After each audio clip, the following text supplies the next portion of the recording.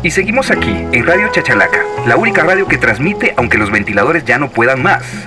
Esta tarde seguimos a 39 grados en San Salvador y no se preocupen, porque ya llegó la solución que nadie pidió. Presentamos nuestro nuevo proyecto habitacional, Las Nuevas Casas de Cartón, el proyecto habitacional que viene a redefinir lo que significa vivir incómodo. Sí, escuchó muy bien. Casas sin ventanas, para que el sol no lo moleste y mucho menos el terrible viento fresco lo despeine. Pasillos estrechos, diseñados científicamente para aumentar la ansiedad. Habitaciones sin luz natural, perfectas para desarrollar melancolía crónica. Muros que absorben y devuelven el calor, como un abrazo, pero del infierno. Y el precio exageradísimo, desproporcionado y totalmente injustificado, porque usted lo vale, o al menos eso dice el mercado. Venga y viva la experiencia de pagar demasiado por demasiado poco. Reserve hoy su nueva casa de cartón, porque convertirse en habitante no necesariamente cumple con requisitos de ser humano.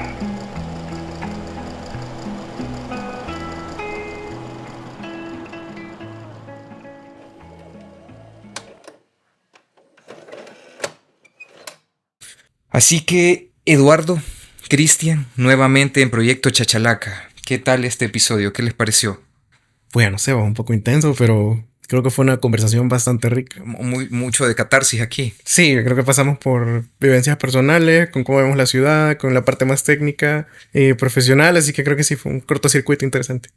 Creo que ha sido un muy interesante episodio por todo lo que hablamos, que empezábamos con una cosa y como buen salvadoreño divagamos en tres más. Y fíjate que también quiero hacer una pausa. Voy a ocupar el podcast para un comercial, el más natural de todos. No, para nada, me parece un episodio muy especial porque...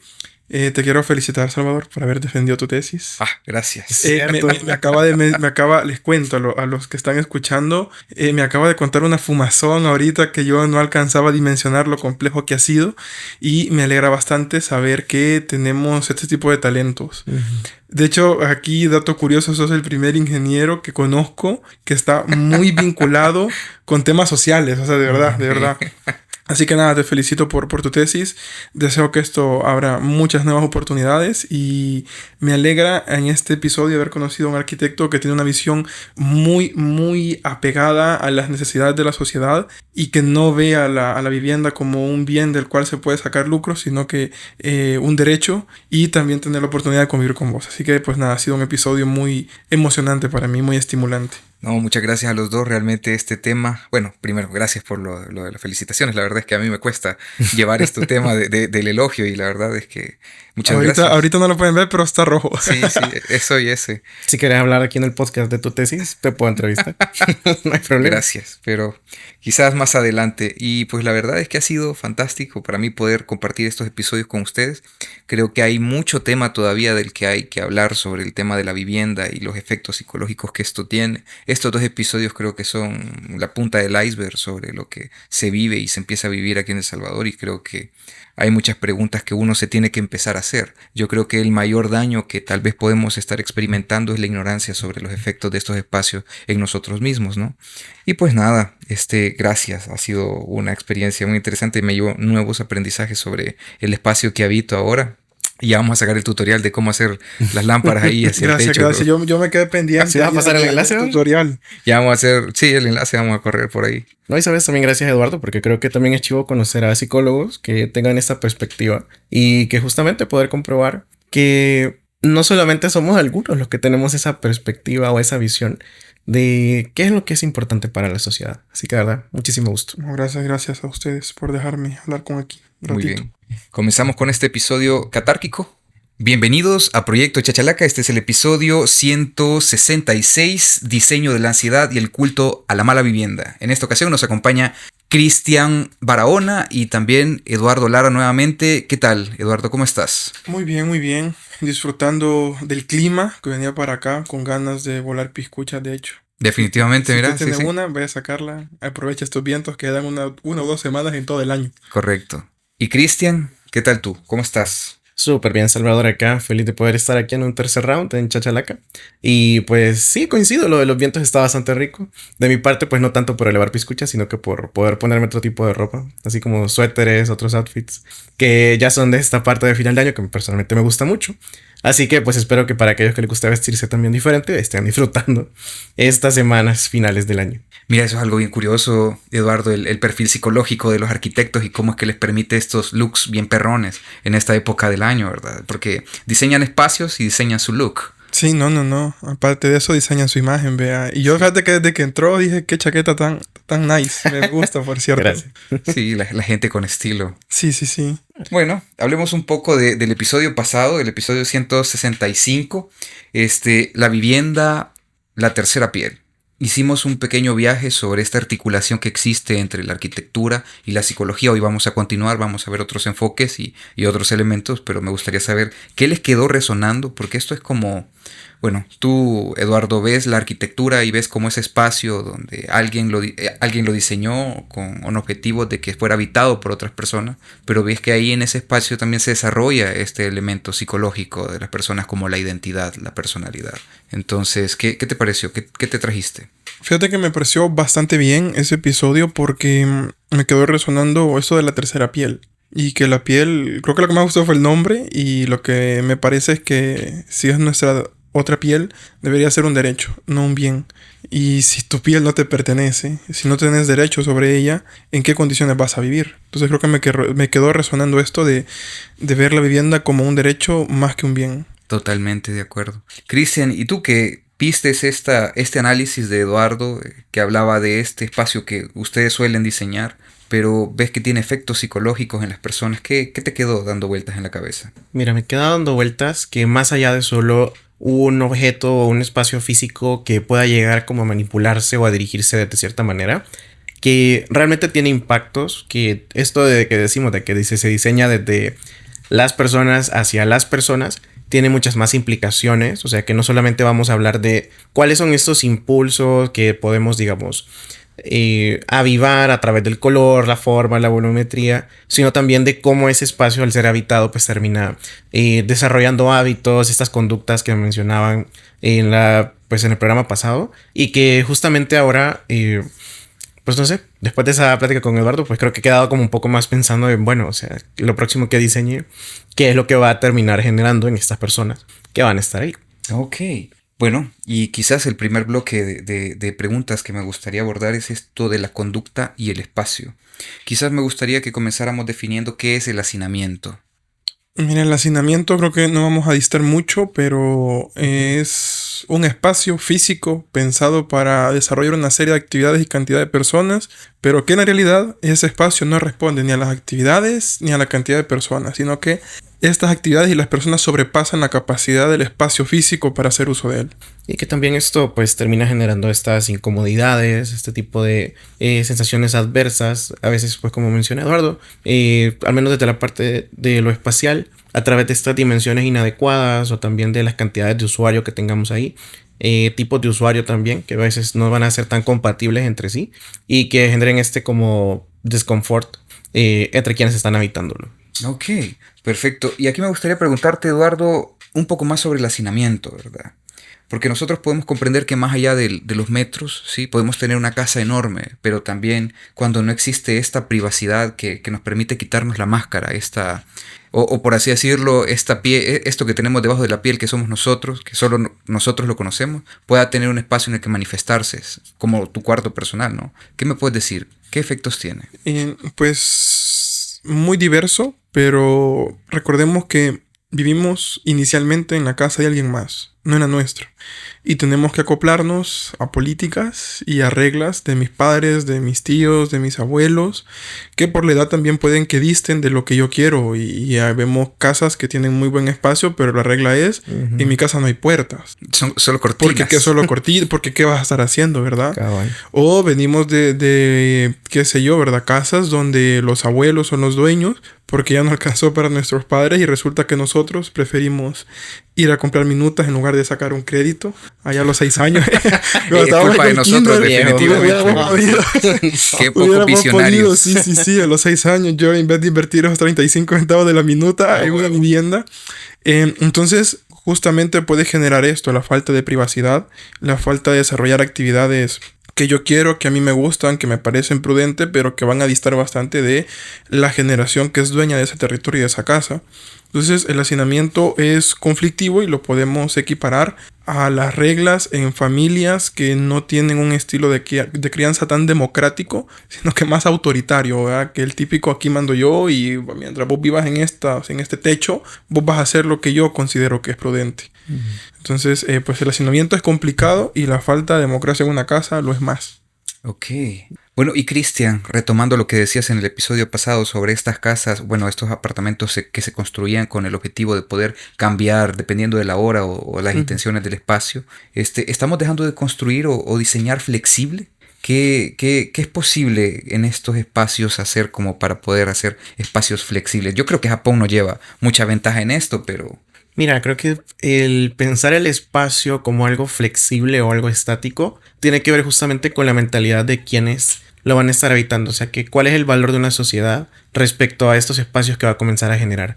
Sí, me parece que hablar de una tradición arquitectónica japonesa o de estos pues países de Oriente de por sí va a tener un gran cambio respecto a nosotros, porque desde la manera en la que se piensa y se enseña la arquitectura, pues podemos identificar esta como arquitectura occidental, o sea, Europa, América, que responde a ciertos cánones, a que es visto como bueno, ¿no? Como aquello de grande, ostentoso, espacioso, por ejemplo, justamente en los vehículos como los Camaro, que eran de gasto grande, entonces entre más grande mejor, ¿no? Así es, y que esto verlo como no solamente lo del momento, o sea, nosotros vemos estas casas que, digamos, son como las nuestras, ¿no? Las contemporáneas que pueden cumplir con ciertos muebles, ciertos espacios en común, pero darnos cuenta de que eso ni siquiera responderá completamente a otros modelos de vivienda que hemos tenido en otras pues épocas. Por ejemplo, un simple cambio. Ahora hay un montón de casas que no tienen patio, que se ha visto como de menos, y este espacio que ya no es necesario, que es como que es un lujo, o sea, tener ese patio en la casa. Pero antes en la vivienda, por ejemplo, colonial y republicana, no podías identificar una casa sin su patio, porque el patio era el espacio que organizaba todo. O sea, los corredores, las habitaciones, la cocina, y en el patio tenías tu vida social. Ahora en el patio pues no tenés nada o no existe. O sea, vos tenés la vida en la sala, vos la tenés afuera de la casa. Y ya justamente hablar de estos espacios flexibles en arquitectura, pues me parece que tiene que ver tanto con los mobiliarios que se puedan utilizar, como también, que esa sí me parece como la raíz de todo esto, identificar cuál es la manera de vivir de estas personas que van a habitar estos espacios. Fíjate que incluso hay algunos ejemplos no tan lejanos, digamos, en el tiempo, y que justamente son interesantes de ver. Por ejemplo, no sé si ubicas tú el condominio Regis en San Jacinto. Sí, de él hablamos, sí. Correcto, sí, exactamente. Fíjate que ese condominio es bastante interesante. Mitad del siglo XX acá en El Salvador, justamente responde a ese movimiento moderno en la arquitectura. Ese condominio tiene muchas particularidades, pero me parece que dos muy interesantes son que el primero, los mobiliarios y los espacios son transformables. Es decir, la sala funcionaba como un espacio social durante el día, pero luego durante la noche había una suerte de adaptaciones en el mobiliario y en las divisiones de la casa que le permitía transformarse en un tercer dormitorio. Y que esto ya, por ejemplo, te permitía abarcar mejor las necesidades de esa familia que iba a estar pensada para habitarlo. Otro caso, por ejemplo, pudieran ser, pues no sé, los condominios del IBU o el Centro Urbano Libertad, o incluso creo que podríamos tomar en cuenta también pues los apartamentos de Plaza Camil. O sea, una arquitectura más bien pensada en torno a algo social, donde de repente habían espacios compartidos como estos corredores de ingreso, o que justamente habían adaptaciones y que ya te permitían habitar de manera diferente este espacio. Claramente ahí no hay patio porque estamos hablando de multiniveles, sí. Pero que sí teníamos relación con otros espacios verdes que estaban organizando este espacio. O sea, flexibilidad dentro de la vivienda, y digamos a nivel muy, muy, muy de vivienda, creo que tiene que ver justamente con cómo ese espacio interno puede ser transformado a través del mobiliario, a través de sus divisiones.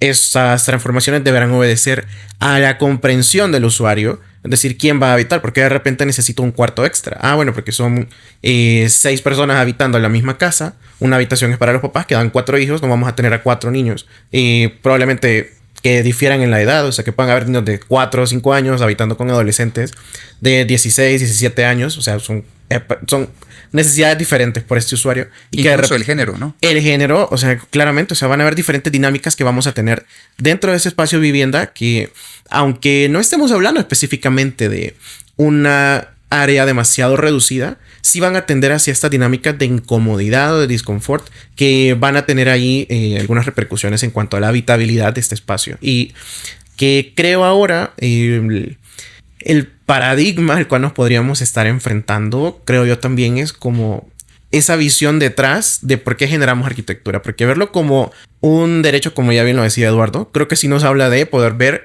a ese usuario que lo va a estar habitando. Pero verlo más como un producto, más bien nos va a hablar de, bueno, hay que optimizar los materiales. O sea, no vamos a pensar en una puerta corrediza porque eso es más caro de instalar, porque tiene que tener otros mecanismos, porque tengo que tener mano de obra que pueda trabajar ese tipo de mecanismos. Yo no quiero capacitar a estas personas.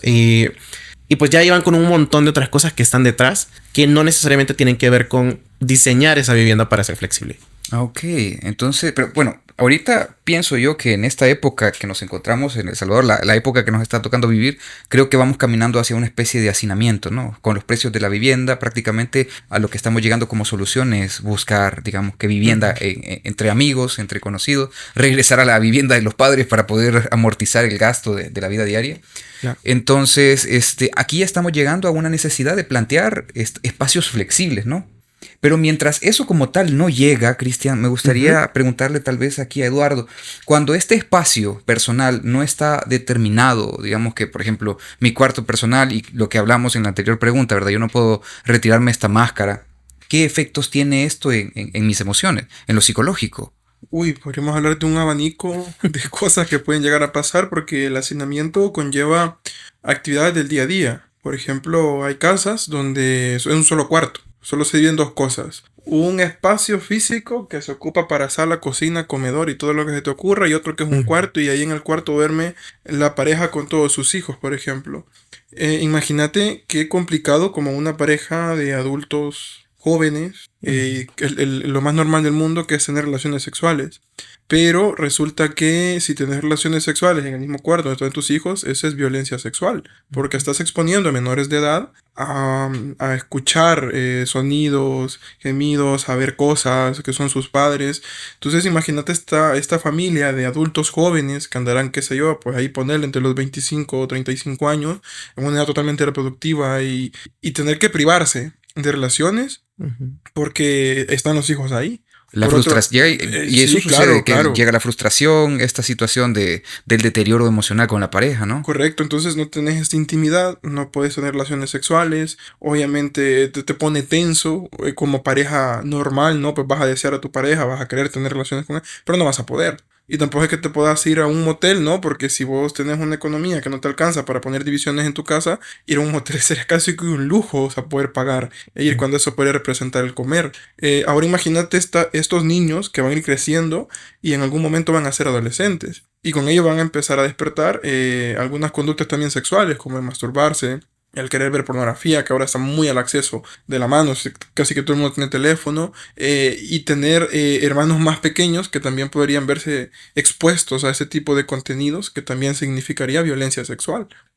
Así que el abanico de cosas que podrían llegar a pasar es sumamente amplio, desde emparejar tu casa con algo negativo, que es lo que estuvimos hablando en el episodio pasado, te gusta, sí. que no te agrada, querer pasar más tiempo en la calle. Después van a decir, este adolescente es un gran vago porque solo en la calle quiere pasar, pero resulta que ahí nadie le va a estar diciendo porque ahí te cuentan las costillas en tu casa, ya que no tienes ni una sola esquinita ahí donde vos puedas tener privacidad, donde puedas hablar, qué sé yo. Imagínate empezás tus primeros pininos ahí con una niña o con un niño que te gusta y las típicas llamadas que son común, pero ¿en qué espacio de esta casa vas a hablar? Si tus papás te van a estar escuchando, porque no tenés un cuarto, no tenés patio, la sala la comparten todos y el cuarto lo comparten todos. Entonces, pues, obviamente vas a empezar, y vos como padre también, ¿no? No poder darle un espacio. Y pues hablábamos de la ansiedad, pero se puede desarrollar ansiedad, depresión, muchos otros problemas de conducta desde los alimenticios, porque de pronto me van a regañar si yo agarro esto, entonces me voy a privar de agarrar esto, pero cuando nadie me ve, me voy a pegar un gran atracón ahí escondidas, agachado abajo de la mesa. ¿Y qué implicaciones puede tener esto? Uy, el abanico de posibilidades es totalmente grande, de problemas en términos de violencia sexual. El ejemplo que hemos puesto es muy básico, pero también existen otros ejemplos donde a familiares abusando de otros familiares por el mismo hacinamiento. Que eso es algo que se pudo ver en el periodo de la pandemia, un aumento en este tipo de... Sí, y de la tensión también, imagínate de la tensión en términos de enojo, de ansiedad, que por De más que quieras violencia, a una pareja, yo no me imagino una pareja que trabaja en el mismo espacio, viaja en el mismo espacio, vive en el mismo espacio, o sea, yo imagino, porque no tenemos cifras estadísticas fidedignas, pero yo imagino que la violencia en la pandemia familiar, la violencia doméstica en la pandemia se ha de haber disparado. Porque mate la preocupación de no tener pisto, no poder salir, no poder buscar un trabajo o un segundo trabajo, tener hambre, tener necesidades, vivir en este espacio así, uy no, esto es terrible. Ok. Mira, y con respecto a... pensemos en los jóvenes, ¿verdad? ¿No? Y tú me dices si me equivoco o tal vez tiene algún tipo de relación, tú me dices y cómo se describe, ¿no? Pero por ejemplo, en estas casas donde no hay espacio personal y digamos que hay un hijo que tiene el hijo mayor, por ejemplo, ¿verdad? Que tiene más fuerza, digamos que tiene una separación de unos 6 años, estatus, por ejemplo, como tal, y ya digamos que él logró definir cierta parte de su personalidad, pero de pronto nace otro hijo, ¿no? Entonces, este hijo segundo nace más coartado, más limitado utilizan el mismo espacio, utilizan las mismas cosas, ¿no? Entonces, ¿qué efectos puede tener? Una persona se vuelve introvertida, una persona se vuelve callada, se vuelve límite, ¿qué me decís? Eso sería casi que impredecible de poder determinar porque pues en la historia de aprendizaje va a variar un montón. Con base a lo que vaya pasando. Lo que sí podríamos, digamos, tomar como ejemplo son lo que vos decías. Existió un niño donde el espacio físico era suyo y podía hacer lo que él quisiera, pero hoy resulta que lo tiene que compartir y que posiblemente no sea grato. ¿Te imaginas como hermano mayor qué castigos le vas a poner solo por el hecho de enojarte de que ahora este man no te va a dejar solo? Va a estar con vos y te va a acompañar en este cuarto siempre. Si no tenés tantas habilidades como para compartir porque fuiste durante 6 años hijo único y ahora resulta que tengo que compartir los juguetes con alguien más. O también el niño menor, va pobre, que le van a decir, no, ¿para qué te vamos a comprar juguetes? Ahí tenés un montón de tu hermano y pueda que... Y ya te va a ir quedando la ropa. Otros, pues, sean otros, totalmente diferentes los juguetes que vos querás con los que están de moda. Así que no hay, digamos, como buen analista de la conducta, no podríamos encontrar una respuesta genérica que nos permitiese determinar esto a través de un ejemplo así con variables tan distensas. Pero sí que van a haber muchas ocasiones y ambientes no tan agradables, no tan gratos. Ok. Bueno, y por otro lado, Cristian, hablemos sobre la casa. Digamos que es una casa que parece una bodega prácticamente. Sí, okay. Las ventanas puestas a disposición de quien lo haya construido en su momento, pero solo es un espacio, tal cual. Desde la arquitectura, ¿qué impresiones te da? ¿Qué lecturas tenés? Mira, creo que hablar de este tema como del hacinamiento y de cómo puede afectar a las personas y pues que sí puede ser bastante limitante y que justamente hablar de digamos, como mencionaba Eduardo, o sea, no hay como una respuesta genérica, o sea, tampoco debería desde la arquitectura haber como una respuesta genérica a un modelo de vivienda que vaya a solucionar todas las necesidades de todos los salvadoreños ni de todas las regiones del país, porque ella me parece que es bastante soñador, ideal y que también está bastante alejado de la realidad respecto a qué es lo que tenemos actualmente en vivienda. Y creo que todo esto también se puede sumar el hecho que dentro del espacio que estamos diseñando, pues muchas veces se nos olvida, o bueno, parecería que se olvida, que estos espacios que de por sí son pequeños, que de por sí son diseñados con pocos subespacios, digamos, una casa, digamos, no sé, de estas expansiones que están ocurriendo aquí, por ejemplo, en los suburbios, ¿qué es lo que vas a encontrar? Vas a encontrar justamente el monoambiente, muy probablemente sala, comedor, cocina, como el gran espacio central de la casa, 2 habitaciones, que me parece será como el promedio, tal vez un tragaluz, si acaso, aparecerá por ahí, y un pedacito chiquitito, unos 2-3 metros, si acaso, nuevamente, de un patio que está al final con la pila, y es como, ya está, eso es. Y que a esto tú le sumas, que ese espacio como tan mínimo, comparte muro con otro espacio mínimo que esté a la par y atrás, y probablemente vas a escuchar todo lo que comience a pasar de todos lados. Sí. Si a eso le sumas que luego la familia no solamente se va a componer por las personas que la habitan, sino que de repente pues están 3 chuchos, 2 gatos y... Sí, porque aquí la gente de pronto empieza a acumular digamos que mascotas, ¿no? No, y o sea, ponele que a veces hay animales que sí son domésticos, pero por ejemplo, o sea, desde mi experiencia te puedo decir, yo he habitado en una de estas casas, la persona de la par tenía una crianza de gallinas y, o sea, podíamos nosotros tener la casa pulcra y tan limpia como pudiéramos, pero de repente se comenzaba a pasar todo el olor El gallinazo. del gallinazo hacia donde estábamos nosotros. De repente pasaban ratas, pasaban cucas, y ya era algo que pues que sale de tu propiedad y que a veces ni siquiera es tu propiedad, como habíamos hablado antes, sino Claro. que es algo que tú alquilas. Entonces creo que desde el espacio que se diseña, pues creo que el marco que se está dando, o sea, como la base para desarrollar esa dinámica cotidiana, se está quedando pequeño, que aparte de ese pequeño no es accesible para mucha parte de la población. O sea, aún tener esa casa pequeña puede ser un lujo. O sea, si vos no tenés a ese alquiler mínimo que estamos llegando, Claro. alquileres que van subiendo también de precio, aunque te estés alejando de la capital, digamos que es ese espacio privilegiado por trabajo, y que luego va a ser una zona muy densamente poblada, porque como te mencionaba en el episodio anterior, no podemos identificar la vivienda solo como un espacio que flota independientemente. O sea, siempre vamos a tener todo este contexto que está alrededor, que va a terminar de definir muchas cosas, y a ella, por ejemplo, va a escapar más que solamente hacia dónde están viendo las ventanas, sino con qué colinda mi muro o qué es lo que tengo enfrente de la ventana, porque ponele, Ok. tal vez mi casita sea de estos para que me alcancen los cuartos y que sí sean como 2 y 2 por cuarto, digamos.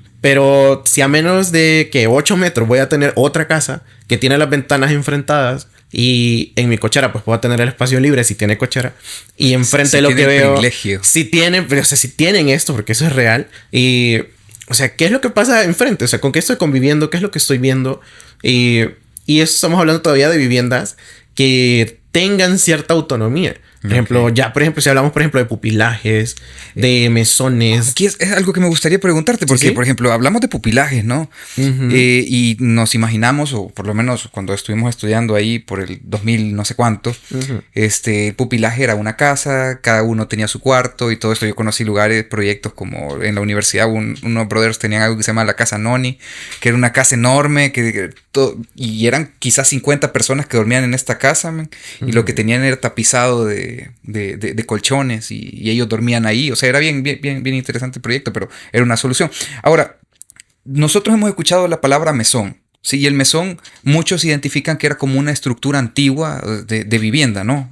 Que se compartía cuartos y espacios comunes. Pero, y creo que hay algo de tema de prestigio en esto, porque para muchos vivir en un mesón era como algo negativo, pero hoy prácticamente estamos viendo neomesones, ¿no? ¿Qué me puedes decir? ¿O cómo podemos interpretar estos neomesones? Porque son neomesones. Mira, viejo, creo que en sí la categoría de los mesones es, bueno, sería casi una tipología que en nuestro país valdría muchísimo la pena poder estudiar más, porque al menos históricamente me parece que responde a dinámicas que han sido y son bastante repetitivas aún a día de hoy, y es esta relación entre lo rural y lo urbano. O sea, cómo lo urbano sigue figurando a una hora a, ¿qué? 200, 150 años, desde que esta parte de la ciudad se identifica como ese lugar de oportunidades, lugar de trabajo, y las personas del campo comienzan a moverse hacia esta zona, y que son justamente las casas señoriales originales, digamos, de estos núcleos urbanos como San Salvador, que poco a poco van cambiando a sus habitantes. O sea, las personas que ocupaban estos espacios pues van moviéndose dentro del territorio. Los espacios no se mueven con ellos, sino que justamente permanecen en estas zonas que ya eran fuente de trabajo, Así que ya eran como fuente de por así oportunidad. decirlo, eran como las zonas las zonas cool, las zonas pudientes. Ajá. Y después esto se va moviendo en diferentes etapas de la historia a diferentes partes de la capital. Así es. Y que luego cuando cambia este usuario, o sea, como este habitante original, que de cierta medida, como a término personal, creo que podría llamarse que le daba cierto estatus a la zona también, por quién es el que estaba habitando ese espacio y qué es lo que hacía dentro de la ciudad. Poco a poco se va resignificando pues estas zonas antes principales, ya ahora ya no como un núcleo de habitación pues tan diverso en cuanto a quiénes podemos encontrar, sino que ya se va como sectorizando a un grupo poblacional que viene como a cargar cierto estigma respecto a quién merece vivir en qué parte de la ciudad. Y eso es algo que podemos ver que se ha repetido en muchas zonas. Sí, Cristian, aquí, disculpa que te interrumpa, Dale. me gustaría que, para que muchos de los que nos están escuchando puedan hacer el símil con la actualidad, ¿cómo se define un mesón? Bueno, creo que el mesón podría definirse como esta vivienda o esta unidad habitacional, o sea, como una casa, que va a tener múltiples habitaciones o múltiples espacios adaptados para funcionar como una habitación y que van a funcionar como una suerte de multifamiliar, o sea, para que haya muchas familias en una casa que muy probablemente en la mayoría de los casos no haya sido pensada para absorber a tantas familias o a tantas personas o usuarios diferentes dentro de sí. Ahora, aquí me parece que sí hay que tener un poco de cuidado porque como te menciono, la categoría de los mesones es algo que vale la pena estudiar mucho más y justamente poder definirlo más a profundidad. Claro. Ahora, lo que sí, podríamos identificar que hay una diferencia y creo que aquí ya lo podríamos relacionar con esto que me decías de los neomesones con los pupilajes. Y es que justamente antes habían casas que aunque grandes, servían para, digamos, albergar a diferentes partes de una misma familia. O sea, tipo en una casa de repente viven tus papás, viven tus tíos, tus abuelos, y cuando ya alguien más pues se va casando, va a tener su familia, dentro del mismo solar familiar de repente aparece y pues otro espacio que se va a generar para que ellos puedan vivir. Casa, digamos que correcto. Eso, sobre todo creo que podríamos rastrearlo hacia la parte rural, ¿sabes? Así como un cantón de la familia. Ajá, bueno, de hecho eso es algo que puedes identificar, correcto, o sea, tipo por ejemplo en Oriente, bueno, mi apellido Barahona, hay unos cantones que tienen muchos Barahones. Entonces creo que ahí tiene que ver algo como de esos orígenes y cómo se concibe la familia o la habitación, porque incluso si nos vamos hacia tal vez como estirando mucho esta conjetura, si nos vamos a cómo era la vivienda, por ejemplo, en lo prehispánico, o sea, justamente la vivienda eran como diferentes espacios que, digamos, la cocina estaba aparte, el cuarto estaba aparte, la bodega estaba aparte, pero en medio de todos esos espacios individuales estaba un patio que terminaba de organizar lo que era nuestra casa y que luego pues habían como varios núcleos de eso. Ya viéndonos para de nuevo aquí al 2025, estos neomesones, que podrían ser, por ejemplo, todos esos pupilajes, muchas veces son espacios adaptados para poder funcionar como habitaciones. O sea, que no muchas veces han sido habitaciones. O, por ejemplo, una casa que sí puede ser considerada grande, si fuera para una familia, de repente la casa, pues, ¿qué te puedo decir? Tendría 3 cuartos. De repente la bodega es un cuarto, el cuarto de servicio es otro cuarto, de repente el patio se cerró y es otro cuarto. Y la sala se partió a la mitad y ahora tenemos 2 cuartos. Viejo, no tenés idea. Yo una vez entré en uno de estos neomesones de los que yo te digo, porque un pupilaje, por lo que yo entendía antes, era como una especie de lugar donde estaba una familia, ¿sí? Y tenía cuartos a disposición para personas, sí, correcto. Pero había reglas, había horarios, había un responsable, había alguien encargado y todo esto, ¿verdad? Y tenía incluso comunicación con la familia. Pero ahora estos neomesones, que lo llamamos coloquialmente pupilaje. Fíjate que yo pude entrar a uno, viejo, aquí en Santa Tecla. Mira, increíble, men. Eran como cuartitos, men. Era como una especie de ciudad de cuartitos, men. Pero increíble, o sea, era un hacinamiento en eso y era lo que vos decís, o sea, alguien se tiene un flátulo por un lado, se escucha en toda la cuadra, pero es así, ¿no? Son como mesones. Aquí te pregunto yo, ¿ella Arnold vivía en un mesón? Creo que podría catalogarse como uno, sí. O sea, creo que lo que vamos a ver un poco de diferencia es ya temas más de lo que hablábamos en el programa anterior, que por ejemplo, cómo es esta materialidad de la casa, cómo están organizados los espacios. En la casa de Arnold todavía identificábamos algunos espacios que son más como comunes o de convivencia. Ya, por ejemplo, en estos pupilajes o estas de que decimos neomesones ahorita, que bueno, está interesante el término. Probablemente estos espacios, aunque estén ahí, no son utilizados como tal. O sea, desde la experiencia, o sea, yo tenía amigos que estudiaban conmigo en la carrera y que también estaban en pupilajes ahí cerca de la U. O sea, uno de los pleitos que tenían y que me parece es como bien que yuca, o sea, porque es parte de tu más cotidianidad normalizada y privada, creo yo, si vives en tu propia casa. O sea, peleándose por los estantes de la refri. O sea, que de repente les quitaban la comida o que que estaban poniendo cosas donde no tenían que ponerlas. O se te desapareció algo. Te comían algo o el baño, que a veces, o sea, que me parece ilógico. O sea, 7 cuartos para un baño individual. Y es como, o sea, que te toca levantarte a las 5 de la mañana para poder bañarte antes de que todo el baño pase y esté chuco, o que de repente tengas que convivir con personas que no tienen esa misma concepción tuya de higiene, limpieza, higiene o de cómo estás. O sea, es sumamente incómodo. Y aunque vos estés en un lugar que tenga una materialidad adecuada, que esté en una zona pues que sea bonita o que te quede convenientemente cerca, ya hay muchas cosas que no están funcionando bien porque ese espacio, si bien está respondiendo a la necesidad de necesito vivir en esta parte de la ciudad, no está respondiendo a las necesidades del usuario más allá de eso. O sea, solo es como, bueno, quiere habitar aquí, duerme en ese hoyito. Pero y ya 150 todo lo demás, pesos. 250 por ahí, o sea, ahí sí ya me parece que estamos viendo una mutación que habría que prestarle más atención. Sí, definitivamente. Bueno, ya escuchaste este panorama. Eduardo, ¿qué se te viene a la mente cuando escuchas estos espacios así? Caótico. Sí. No, totalmente caótico. Y qué buen término. Deberías ir a patentarlo ahí al CNR. Neomesones. Neomesones. Sí, neomesones. Me gustó bastante. Y es que lo que estamos viendo acá es que se sigue viendo la vivienda con un fin bien capitalista, en el cual es un bien. Y a mí, de hecho, me desagrada un poco. Porque es como que los foráneos, porque fui foráneo en su tiempo, la gente parece que nos está haciendo un favor. O sea, te estoy haciendo un favor al darte este cuartito aquí refundido. Aprovechalo, porque si no fuera porque te estoy dando este cuarto en muy malas condiciones, vos tendrías que levantarte a las 3 de la mañana. ¿Qué me pasó? Y hace poco también hablábamos con una amiga que ella tenía una idea de esta concepción de lo bonito que es que vengan estas empresas extranjeras a dar trabajo. Y yo le digo, pero es que no está viendo todo el panorama. Ellos no nos están haciendo un favor. ¿Por qué crees que una empresa del primer mundo va a querer venir al tercer mundo a darle trabajo? Se están haciendo el favor. Yo le digo, ellos no nos vienen a dar trabajo. Ellos necesitan trabajadores, que es diferente. Y entre menos les puedan pagar, mejor va a ser. Entonces, ¿qué es lo que provoca esto? Que va a venir gente con un poder adquisitivo que no tiene comparación con el poder adquisitivo de la gente local. Y que es lo que entendemos como gentrificación. Entonces, ¿qué va a pasar? Esta gente va a venir y el hermano salvadoreño le va a apostar al extranjero.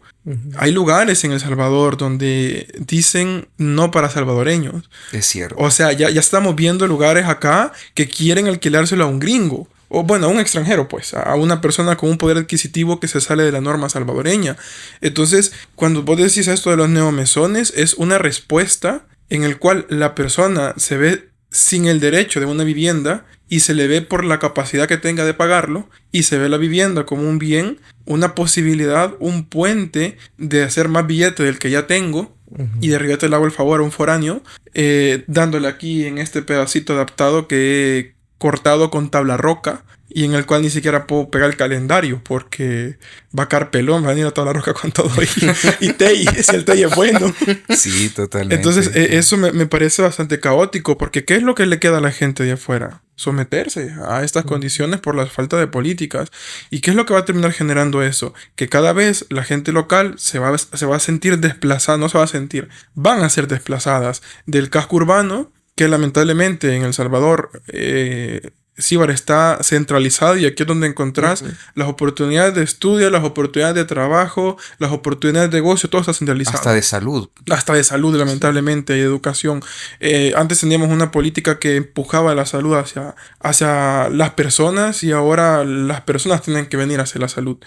Entonces, son un montón de condiciones y variables.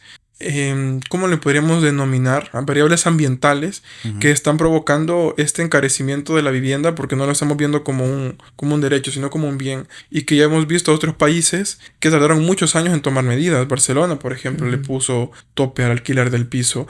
Y de hecho estábamos viendo que la capital del capitalismo, que precisamente es Nueva York, acaba de ganar un alcalde donde tienen la propuesta de ponerle tope al alquiler.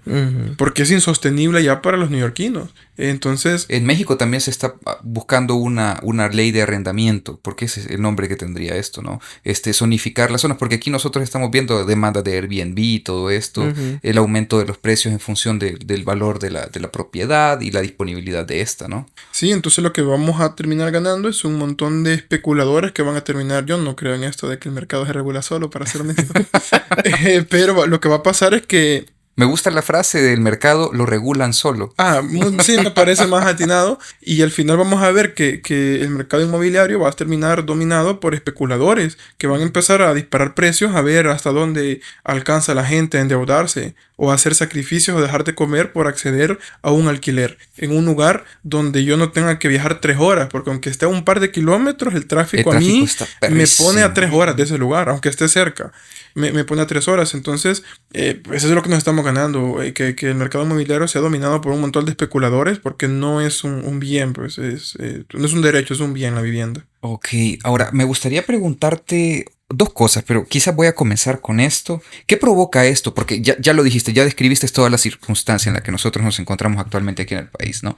Pero añadirle encima esto de tener el miedo constante de perder este espacio, de perder la casa, de no poder pagarlo, ¿esto puede considerarse violencia psicológica? Mira, si entendemos la violencia psicológica como un conjunto de conductas que tienen como objetivo deteriorar tus emociones, tus pensamientos, tus conductas físicas o hechos públicos, pues sí. Definitivamente, porque ¿qué salud podés encontrar en una persona que tiene que levantarse a las 3 de la mañana para poder viajar a una zona franca? 6 horas de viaje. 6 horas de viaje, 3 para llegar y 3 para regresarte. Aparte de eso, imagínate, bueno, yo creo que no tienen que imaginarse, son salvadoreños. Cabrón. ¿Cuál es la posibilidad que ustedes tienen de acceder a una vivienda el día de mañana? ¿Y qué sienten cuando viene un extranjero, entendido como nómada digital, ¿verdad? Y allá el fulano cobra 40 bolas la hora y aquí ganamos $15 de las 8 horas el día. Entonces vas a empezar a generar mucha frustración. Y no es culpa del extranjero que viene, para nada. Pero lo que va a provocar es que las personas van a empezar a ver con recelo a las personas que vienen a quitarte un espacio en el que vos lo consideras como un derecho porque es tu tierra y porque naciste aquí. Entonces vas a generar mucha frustración, vas a generar mucho enojo, mucho agotamiento también. Y esta sociedad capitalista que te empuja a que vos valés dependiendo de cuánto podés producir. Pero es que ya no puedes producir Ya, más. por más que quieras, Ya no se está, puede. ya topaste. De hecho, por eso murieron miles de trabajadores en aquellas huelgas y manifestaciones para que tuvieras la posibilidad de trabajar únicamente 8 horas, descansar 8 horas y tener 8 horas de recreación. Pero hoy en día Pero las eso de es- recreación yo me las estoy reventando en el traslado para las otras 8 Sí, horas de totalmente. trabajo. Totalmente. Y bueno, la segunda pregunta es, transversal a esto, también cursa el prestigio, ¿no? El prestigio de tener una casa, el prestigio de tener tu propio espacio. Eso ya no es, eso ya se volvió hasta un privilegio, ¿no? No, claro, ahí encontramos personas que tienen pena, decía Cristian la semana pasada, que tienen pena de decir dónde viven, porque son colonias estigmatizadas. Y de hecho está este meme de padre de familia, no sé si lo han visto, que dependiendo del color de piel. tu sí. piel, puede ser criminal o no. Y modifican este meme y lo ponen en plan de dependiendo de dónde vivís. Porque si vos vas a ciertos sectores y encontrás a una persona con short, con tatuajes y aritos, que nice. Y esa misma persona en otro lado del país sería propicio danger. a que ahorita te abran los pies, te pongan las manos en la nuca, te hinquen, te revisen y todo. Entonces estamos viendo que la gente se puede llegar a sentir frustrada porque van a decir, ¿qué estoy haciendo mal yo? Porque si yo me reviento, yo trabajo, yo estudié o no estudié, pero trabajo mucho y hago todo lo que puedo Y no hacer, es logro. imposible, no la logro. Porque estas personas solo vienen y tienen la posibilidad de tomar una casa cuando yo no llego a fin de mes. O tengo que terminar fiando en la tienda de la niña Luisa o las tortillas con doña Mari. Entonces puede provocar esta sensación muy compleja de frustración. Y es que hablemos, cuando hablo de depresión y ansiedad no le entendamos como enfermedades mentales porque ya lo discutimos y si no han escuchado eso, En el démosle- episodio, hay démosle como tres- 5 démosle- episodios que démosle tienen que un par de escucharse. episodios para atrás. Pero ahora yo te preguntaría, si nosotros nos fuimos para tiempos de la esclavitud, donde muy orgullosamente la República Federal de Centroamérica fueron los primeros en abolir eso, acá en nuestro continente. Si yo me voy para la época de la esclavitud y agarro un manual entendido como CIE-10 o DSM que clasifica los problemas de salud mentales, entre comillas, ¿te imaginas cómo hubieran salido hablados esos esclavos? Sin derechos, sin posibilidad de acceder a vivienda propia, a comida, a bienes, a materiales. Y si lo trasladamos ahorita, ¿cómo crees que va a salir el salvadoreño que trabaja un montón de horas, que viaja un montón de horas? Y esto que estamos hablando de los privilegiados que sabemos que nos van a pagar a final de mes. Cabrón. Pero es que en datos aproximados, esos privilegios solo lo tiene el 28% de la población salvadoreña. ¿Qué pasa con el más del 70% que vive del día a día? Que tiene que salir a vender porque si yo no vendo hoy, no como. ¿Cómo esta gente va a acceder a un préstamo? ¿Cómo? Y aquí, adicional a esto, bueno, yo comprendo la sociedad como una especie de ente abstracto compuesto por, digamos, las dinámicas sociales a las que el salvadoreño está expuesto, ¿no? Muchas personas, una gran parte de esta población salvadoreña está expuesta a esta realidad. ¿Cómo distorsiona a este ente abstracto conocido como sociedad salvadoreña? No sé si llamar psicología social a esto. Es que para mí, y esto no lo voy a decir desde un hecho, sino para mí, pues la psicología social es redundante. Porque estamos diciendo que La conducta es el resultado de la interacción de un organismo en un contexto. Entonces, si no puede haber conducta sin contexto ni sin organismo, va a involucrar a la sociedad siempre cuando quieras estudiar una conducta. Entonces, va a tener unos efectos, yo creo que a largo plazo, muy, muy malos para la población salvadoreña. Sabes, tal vez ahí, no desde la psicología, claro, pero tal vez desde la parte del urbanismo y esto comprendiendo que la ciudad y la casa son como esa base física sobre la que tú te vas construyendo a nivel personal.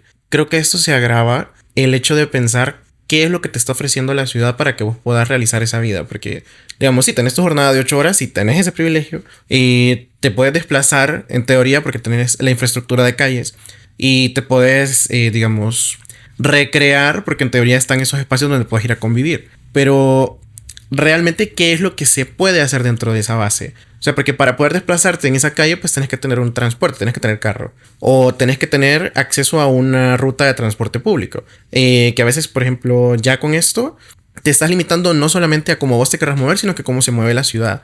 Y qué calidad de transporte público tenemos aquí en el país. O sea, durísimo.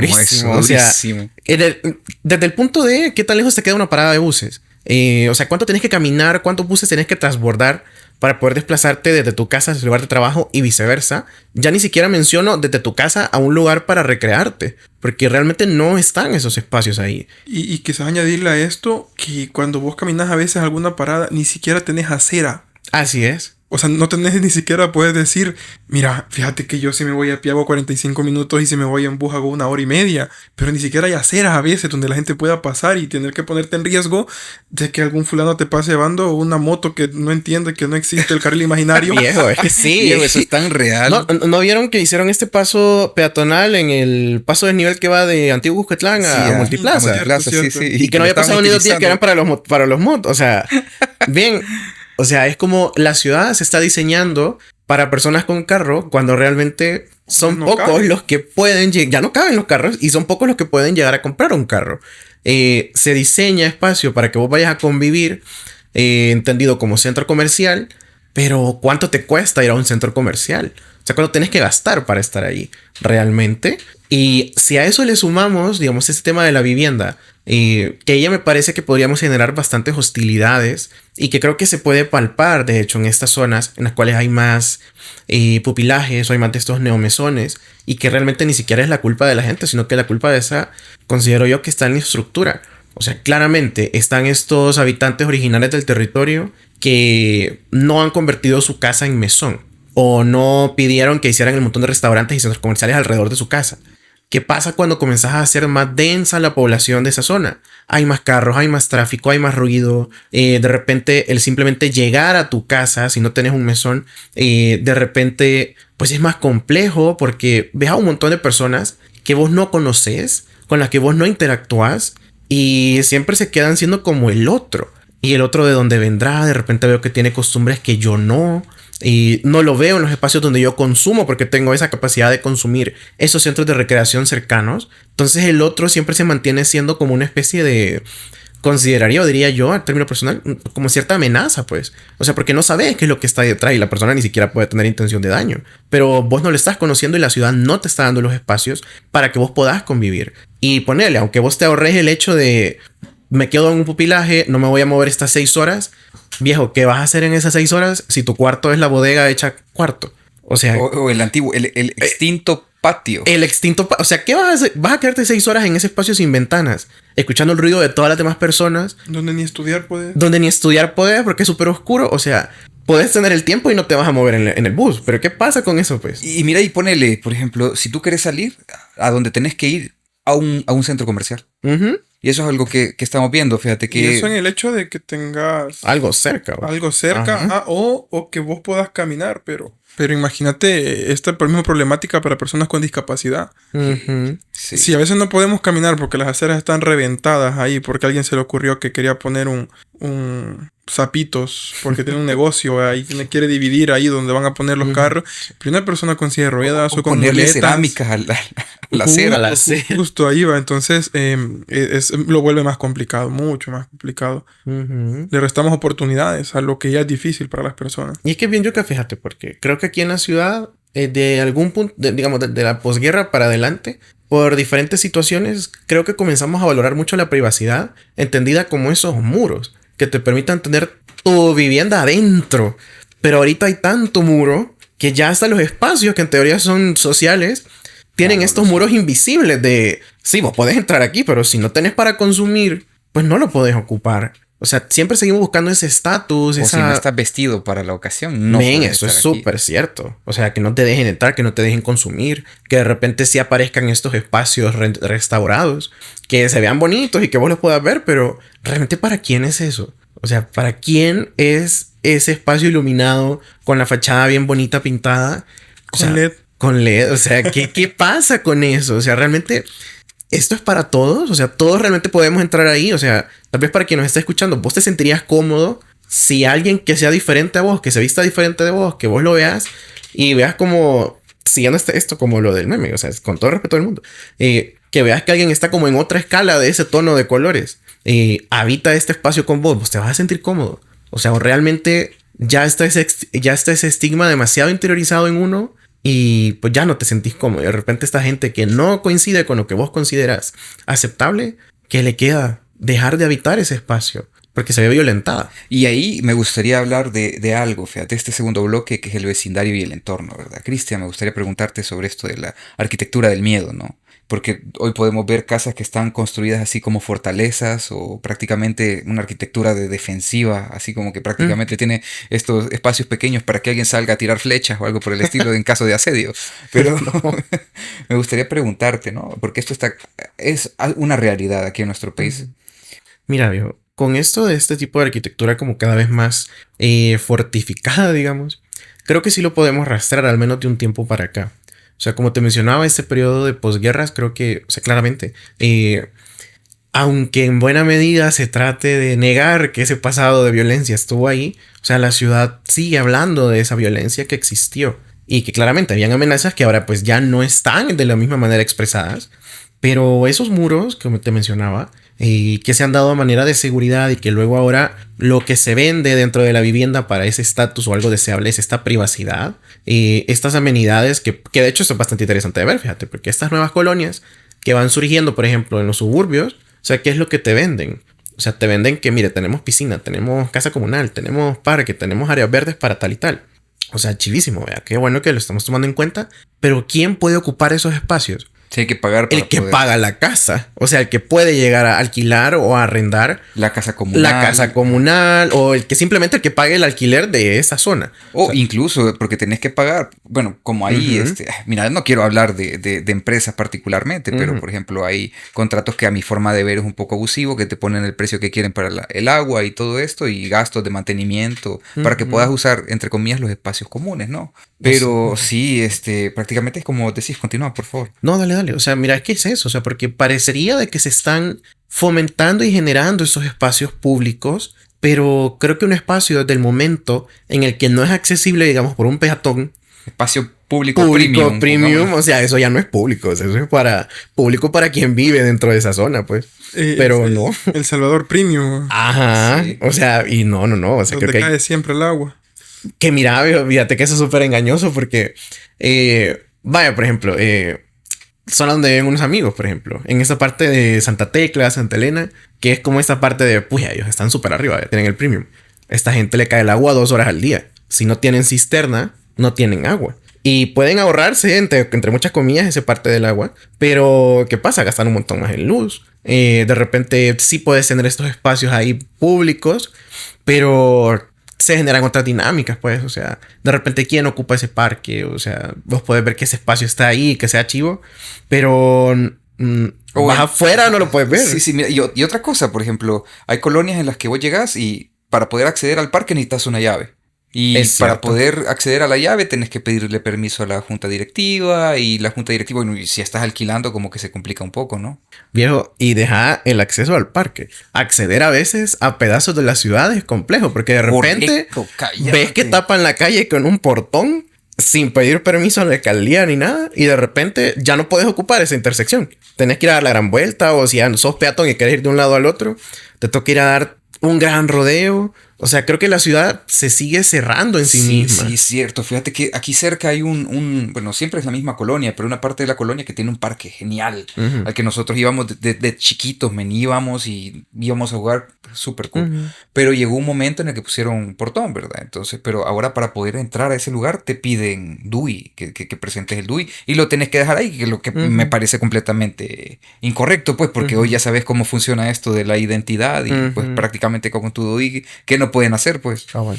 Entonces, o ya no podemos acceder a eso, sí. Y todavía te dicen que si vas a acceder dando el DUI hasta cierta hora y nada más. Y es que fíjate que el problema que podría haber dentro de esta configuración de ciudad y vivienda así como súper cerrada y que se sigue cerrando, porque incluso dentro de las casas, como estamos hablando, cada vez hay más muros de tabla roca o más cosas que terminan de alienar cada una de estas zonas, es que nunca vamos a terminar de desarrollar ese concepto de nuestro pueblo, nuestra ciudad. O sea, comunidad. Esta comunidad, o sea, vos no podés proteger, vos no podés valorar, vos no podés amar algo que no conoces. ¿Qué ganas te van a dar de evitar que pongan el portón? Si vos ni conoces a los vecinos y lo que sabes es que te estresa el tráfico que viene alrededor porque hay un montón de gente más que está viviendo, pero con todo respeto del mundo a vos no te importa. Porque a vos lo que te importa es poder acceder de una manera más tranquila a tu casa. Y creo que en buena medida sí está ese derecho de poder decir, bueno, yo quiero entrar a este espacio de manera más cómoda. Pero no me parece que tengamos esa concepción de que tu espacio no es solamente tu espacio. Sí, mira, yo quizás ahí, tal vez yo diría, o sea, mira, como tal, nadie dentro del país debería limitarte el acceso a espacios públicos, ¿no? Constitucional, de hecho. Sí, es correcto, sí. Entonces, por ejemplo, yo de pronto veo que le ponen una reja al parque y no puedo acceder en cualquier momento, ¿qué tan público es? Pues, o sea, no sé, pero es que tal vez yo me crié en otro tiempo, ¿no? No, y mira, creo que no es, o sea, sí, el tiempo creo que sí nos podría permitir haber vivido otras estructuras o otros espacios que sí estaban pensados para ser comunitarios, sin perder esa parte de ese concepto de que es tuyo. Pero ahora tenemos una paradoja. Estamos teniendo esta privacidad que en teoría te debería dar más potestad sobre tus espacios, pero es que cada vez hay menos espacios que son tuyos. O sea, quien sea dueño de su casa a estas alturas de la vida, qué chivo. Pero todos los demás están alquilando espacios que no son suyos. Y sí es que pueden llegar a ese alquiler. O sea, creo que ahí ya estamos con eso. Aparte de que está cerrada la ciudad, ahora hay menos espacios que son tuyos verdaderamente. Entonces, ¿qué es lo que queda? O sea, no estamos teniendo una línea directa y consciente de qué es nuestra ciudad y quiénes son quienes lo habitan. O sea, y creo que eso tiene que ver mucho desde quienes impulsan la arquitectura, desde quienes van controlando un poco esta parte del espacio urbano y pues, o sea, ¿para qué decirlo? Pero eso sí, no me parece que sea la responsabilidad directa pero sí de parte de la ciudadanía en poder como cuestionar o aceptar algunas estructuras. Totalmente de acuerdo. Pero, por ejemplo, ¿verdad? Yo pienso en algunas colonias que fueron creadas tal vez en los años 2000, en los 90, en los 10 de este siglo. Pienso que son colonias creadas sin casa comunal incluso, ¿ya? Sin un espacio en el que las personas puedan reunirse y tener algún tipo de actividad comunitaria, ¿no? O incluso aquí hoy en día, y es algo de lo que hemos hablado muchas veces en este podcast, es que no conocemos a nuestros vecinos, ¿sí? Y aquí también me gustaría preguntar, Eduardo, porque muchas veces el conflicto con los vecinos es una cosa que te lleva a unas escaladas de violencia salvaje, ¿no? ¿Cómo afecta esto del ruido, la inseguridad, la desconfianza vecinal en la vida emocional? Nos empuja a una especie de aislamiento defensivo. Fíjate que voy a intentar hacer una cita de un personaje que admiro mucho. Ustedes no sé si conocen a Juan Carlos Bodoque. Por supuesto. Sí. Entonces, aquí la pregunta sería, ¿tiene derecho el hombre a explotar sus recursos naturales en pro del progreso? Pues yo preguntaría primero qué es el progreso. Justamente, pues Juan Carlos decía, no lo creo. Entonces, obviamente va a afectar porque vos no conoces a tu vecino. Vos lo único que sabés es que tiene estos horarios porque lo ves que a esta hora entra y a esta hora sale. Pero es por lo mismo. Tenemos derecho de sacrificar el parque de la colonia para hacerlo parqueo.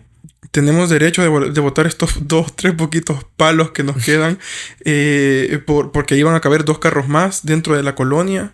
Entonces no tenemos espacios en común con los vecinos.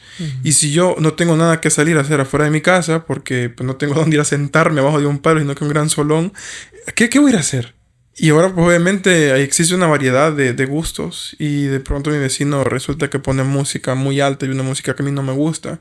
Y entonces yo le empiezo a emparejar a mi vecino, que quizás es mucho más que su gusto musical, pero yo le emparejo justo con que se le ocurre poner música de despecho de la mañana.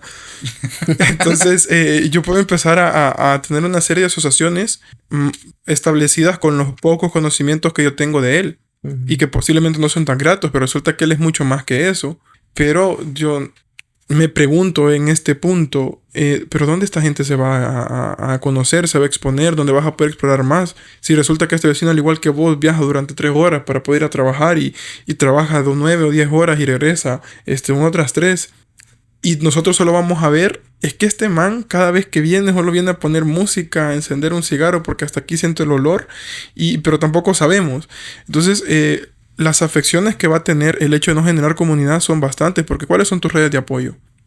Mi mamá, mi papá, que vive allá en aquel cantón, y que cualquier cosa yo sé que les puedo hablar, pero que van a tardar 3 horas en venir. Yo vengo de un pueblo donde toda la gente se conoce, toda la gente se conoce. Hay pros y contras, como todo, ¿verdad? Pueblo pequeño, infierno grande. Así mismo. Pero sí existía como esta cosa muy de comunidad, muy de estar muy pendiente, de cuidarse. Incluso recuerdo que la gente tenía la capacidad de saber si hasta este carro que va entrando al pueblo, yo nunca lo he visto antes. ¿De quién será, verdad? Como atentos, buzo.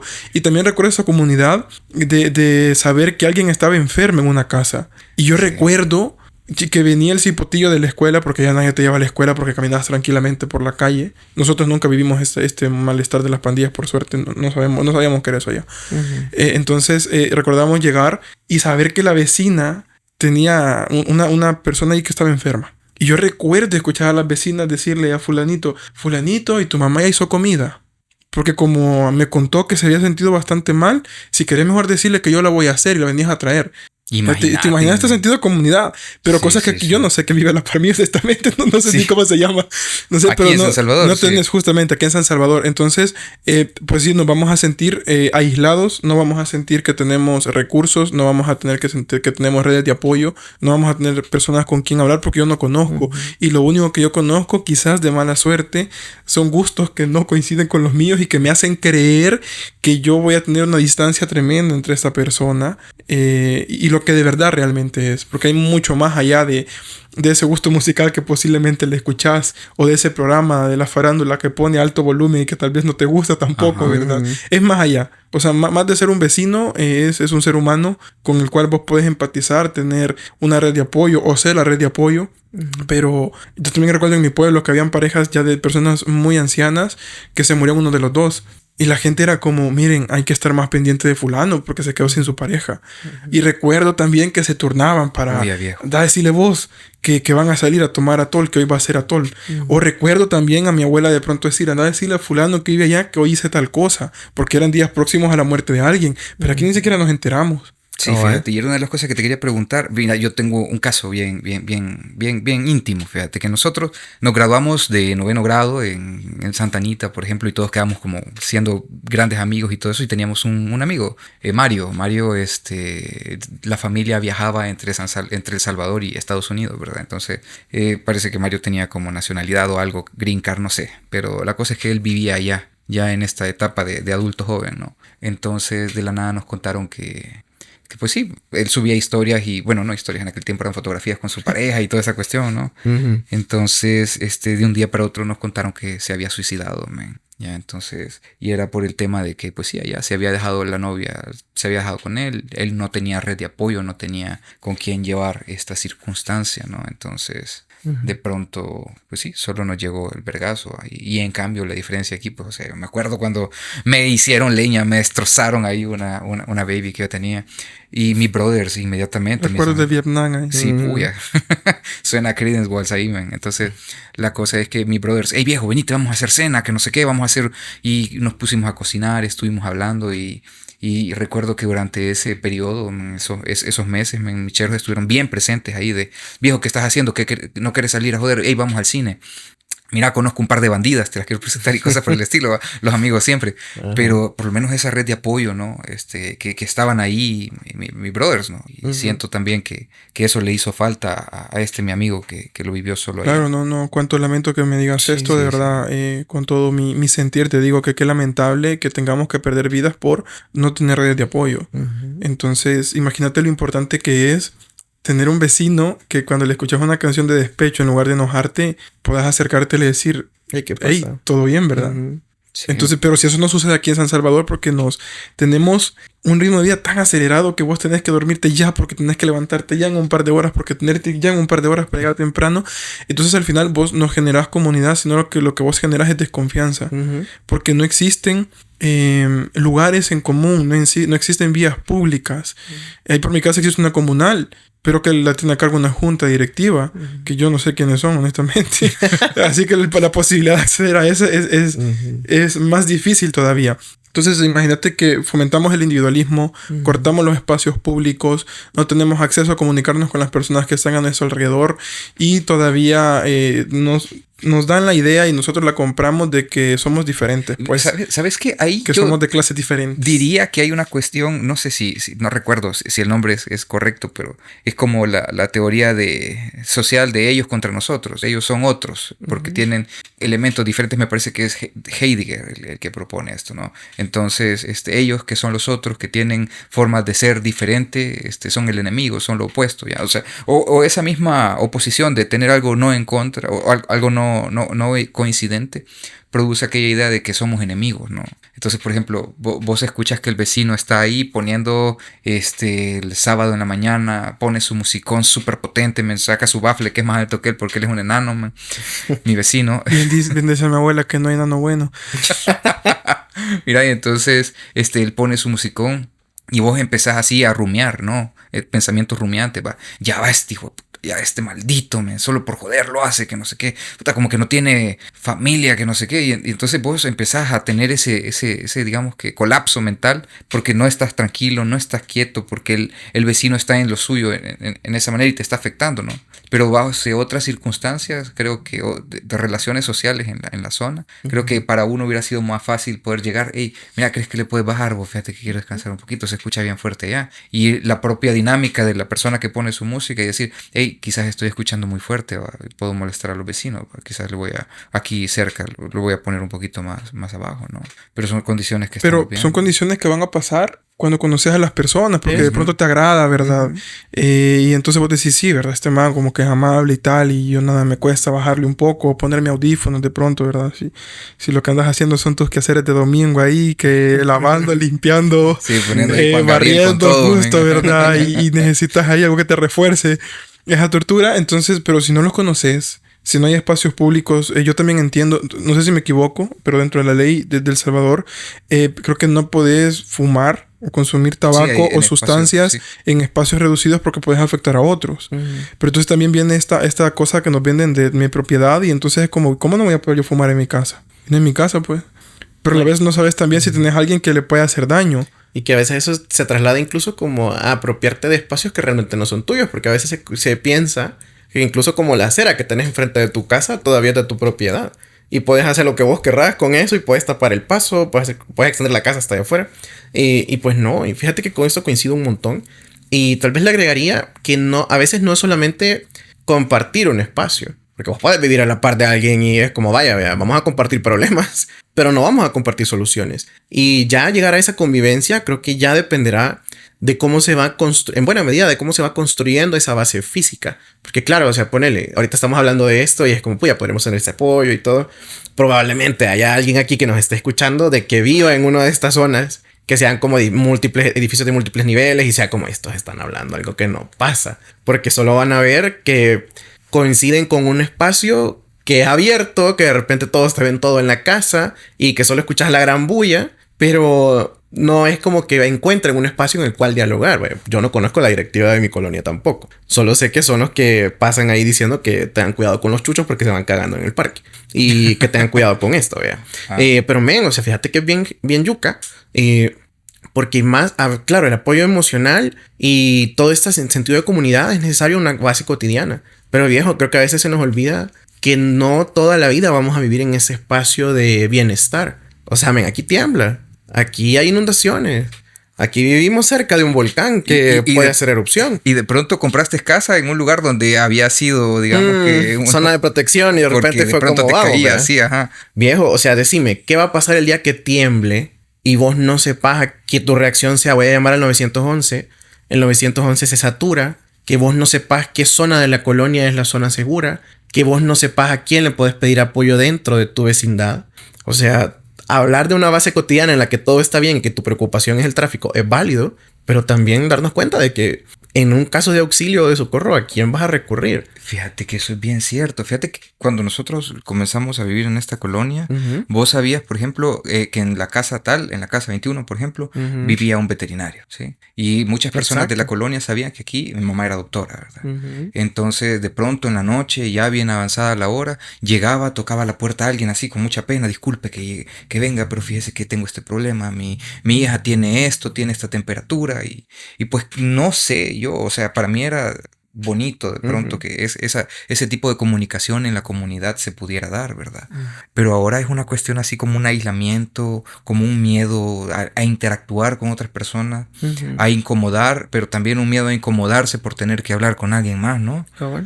Sí, y no, hay que revisar también como las condiciones, por eso te decía esto de la psicología social, de que no hay psicología sin contexto, pues no hay conducta sin contexto, eso sería un tanto redundante. Pero estamos viendo los cambios contextuales que se dan en este momento. Yo he tenido la oportunidad de ejercer tanto en la docencia como en la clínica y noto que uno de los mayores problemas que se está dando en estas generaciones jóvenes es la falta de habilidades sociales, porque vienen de una pandemia en la cual los contextos en los que vos desarrollabas habilidades sociales estuvieron en la casa. Y aparte de estar en la casa, el costo de la respuesta era altísimo. No se podía. Y cuando ya se pudo, no tenía las habilidades para hacerlo. Pero habían otras cosas que me permitían distanciarme, que eran las redes. O sea, ¿cuál es el costo de respuesta de hablarle a alguien que te gusta, por ejemplo, en la adolescencia por teléfono, a hablarle en persona? Es más fácil por teléfono. Porque si me ignora, ni siquiera me voy a dar cuenta de la cara que posiblemente me está haciendo. Entonces empezamos a ver el deterioro de algunas habilidades sociales que se van suplantando por comunidades virtuales que podrían llegar a ser una red de apoyo, claro que está, pero físicamente no lo son. Entonces ahora imagínate que somos animales sociales. Justamente. Entonces ahora imagínate, te mudas, pero sin habilidades sociales. ¿Cómo le llegas a decir a tu vecino algo? ¿Cómo le pedís el favor de algo? ¿Cómo vas a reaccionar si él viene y te habla, si ni siquiera tienes las habilidades sociales porque no estuviste en los contextos donde normalmente se suelen desarrollar antes? Entonces, es como que la pandemia aceleró esto de tirarnos a la virtualidad, que generó muchos beneficios, pero también otros problemas, porque nos hemos alejado y ahora aunque yo quiera hacer algo, pues resulta que no tengo las habilidades para hacerlo. Si yo quiero, qué sé yo, pues únicamente hacer una pequeña fiesta navideña, porque yo recuerdo también en mi pueblo, ya te digo, a las 12 era de salir a la calle a dar los abrazos a la gente más cercana. Y había la famosa ronda, que es el casco urbano. Entonces la gente salía a la ronda y al que te ibas encontrando le ibas abrazando.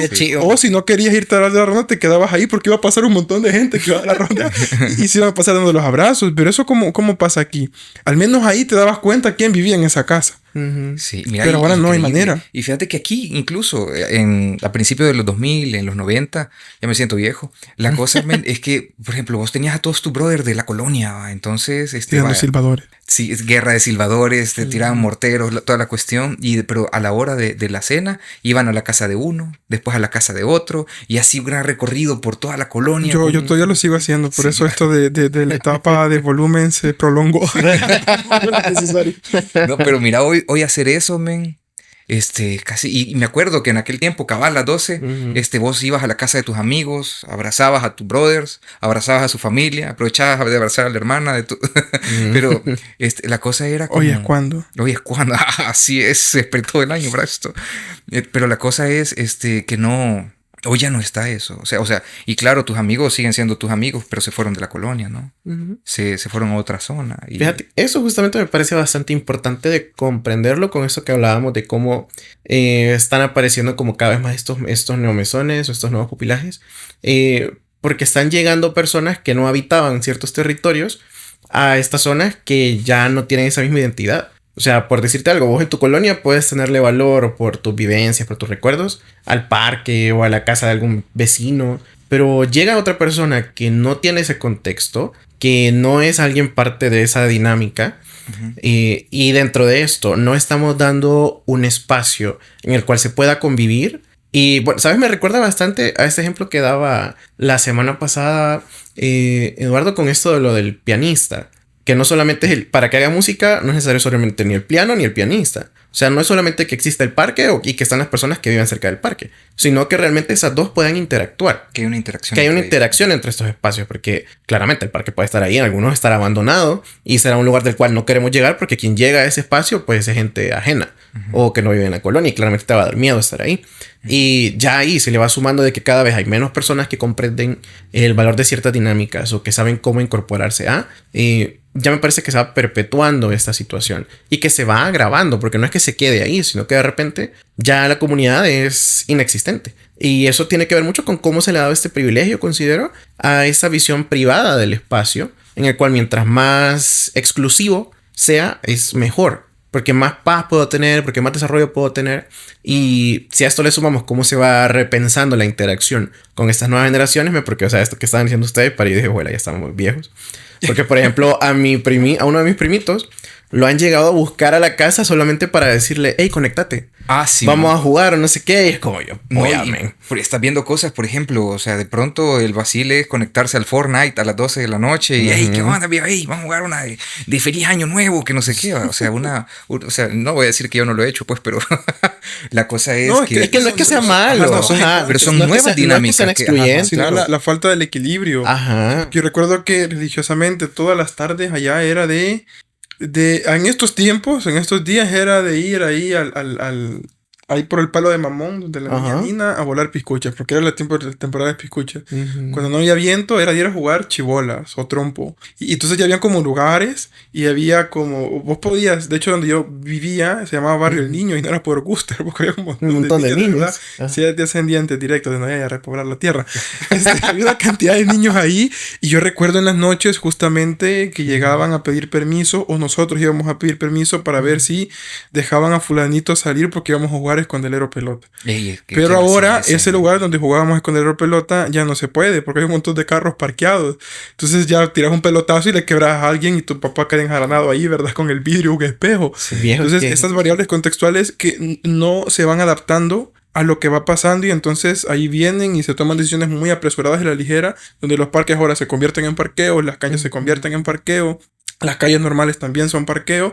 ¿Y dónde vas a tener estas interacciones? Mira, y hay otra cuestión ahí, fíjate que... Porque sí, eso es cierto, ¿no? Pero también qué tal de los espacios que existen actualmente, pero que como tal, por ejemplo, hablando con Sandra, ¿verdad? Sobre, estábamos viendo que en algunos lugares, en Europa, por ejemplo, intervienen los espacios públicos, artistas en la calle hacen murales y todo este tipo de cosas. Y entonces ella me dijo, Salvador, es que el espacio público que no puede ser intervenido por el público, no es público, me dice. Exacto. Y de pronto yo puedo ver, por ejemplo, parques y zonas que, por ejemplo, mira, veo yo, este parque al que les estaba hablando hace un rato, ¿verdad? Le pusieron un cerco perimetral, ¿no?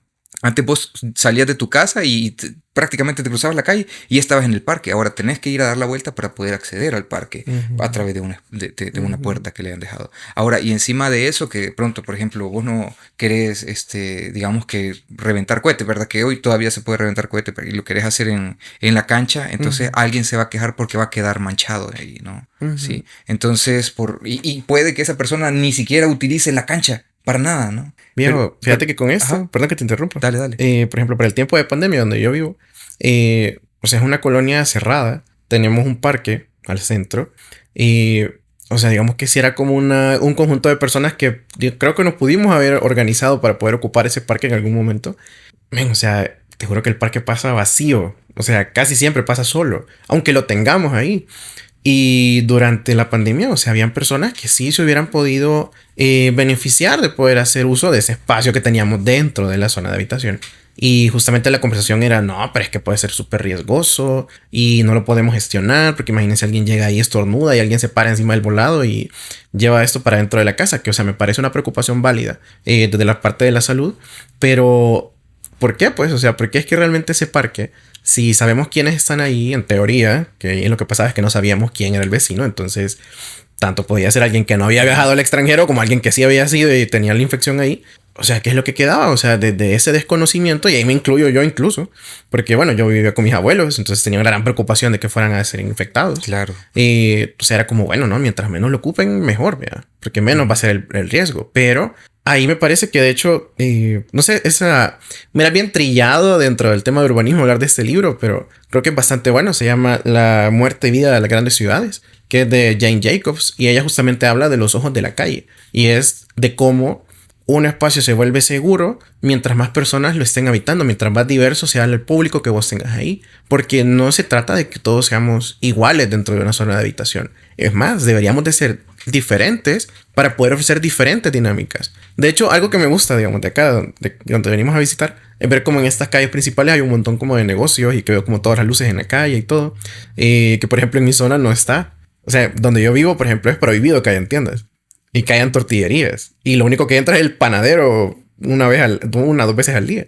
O sea, yo he vivido en lugares donde, puya, lo chivo era ir a la tienda o poder estar ahí, ir a comprar tal cosa. Pues. Y coincidir con tus amigos en la tienda, que eso era súper genial, va. O sea, que a veces ni siquiera era yo, fíjate, porque yo cuando estaba chiquito era bien penoso. Ajá. Pero mi mamá se echaba una ronda, o sea, era la reina del pueblo. Iba en cada esquina, hablaba con una señora diferente y yo me Como quedaba que era Via Crucis. Uy, te lo juro. O sea, ir a la tienda era 1 hora y media. Ajá. O sea, y era como, pero men, o sea, hasta eso. Es como, ¿qué haces? O sea, saliste, te pega el sol, estás viendo de repente lo que pasa, en lo que tu mamá está hablando con esto, pues de repente es como Y se te acabó el churro. Sucede la interacción. Y eso es lo que no estamos dando ahorita. Desde la base construida de la arquitectura y el urbanismo me parece que no se está dando. Y desde lo social, pues creo que cada vez estamos buscando hacia el otro lado. Mientras menos interactúe con el que tenga a la par, mejor. Justamente, esta parte de la virtualidad, las redes, los juegos, ya lo decías vos ahí, que Fortnite, que tampoco está malo, para nada malo, quien no ha hecho uso de eso. La diferencia es el avance, ¿no? Yo porque recuerdo que antes íbamos a la casa de un amiguito porque él tenía un 64. Y había y ahí íbamos a jugar Mario, sí, había pijamada y todo eso, entonces... A perder amistades en el Mario Party, man.